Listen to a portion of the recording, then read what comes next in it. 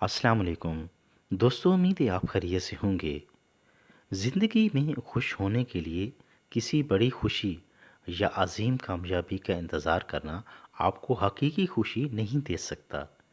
किसी बड़े मार्के के इंजाम पाने का इंतज़ार करने की बजाय छोटी छोटी कामयाबियों और खुशियों को भी उतनी खुशी से मनाएं जैसे कि आपने दुनिया फतह कर ली हो। दोस्तों, अगर हम गौर करें कि एक ही दिन में शायद कई बार ऐसे मौके नसीब होते हैं कि हमारे काम तवक्को के खिलाफ जल्दी हो जाते हैं।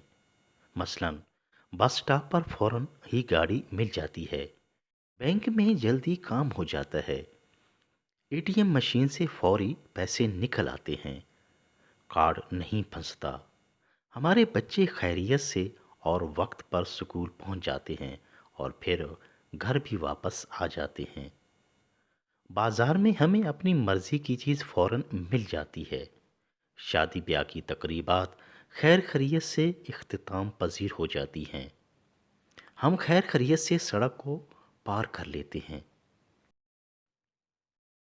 तो इस तरह के बहुत से ऐसे मौके होते हैं कि हमारी तवक्कुआत के खिलाफ हम उनमें जल्द ही सुरखरू हो जाते हैं।